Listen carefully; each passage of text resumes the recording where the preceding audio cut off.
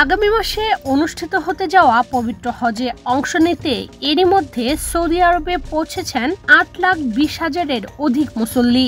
Gulf নিউজের তথ্য মতে সৌদি পাসপোর্ট অধিদপ্তর জানিয়েছে 22 মে বৃহস্পতিবার পর্যন্ত 8,20,685 জন সৌদি আরবে পৌঁছেছেন, যার মধ্যে 7,82,358 জন এসেছেন আকাশপথে। সীমান্ত ক্রসিং দিয়ে এসেছেন 35,478 জন। অন্যদিকে সাগর পথে এসেছেন 2,822 জন। পাঠাও চলো দেশি ভাইবে। পাঠাও বাইকে 300 টাকা পর্যন্ত ডিসকাউন্ট। ডাউনলোড পাঠাও অ্যাপ নাও। 2024 সালে হজ পালন করেছিলেন 18 লাখ মুসল্লি, যার মধ্যে বিদেশি ছাড়াও সৌদির নাগরিক ও দেশটিতে বসবাস করা বিদেশিরা ছিলেন। তবে গত বছর অনেকে অনুমতি না নিয়ে হজ করতে গিয়ে তীব্র দাবদাহের কবলে পড়েন।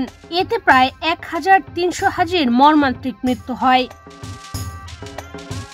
হজের জন্য মুসল্লিরা যেন দ্রুত আসতে ও যেতে পারেন সেজন্য 2018 সাল থেকে মক্কা রুট নামে একটি প্রোগ্রাম চালাচ্ছে সৌদি আরব।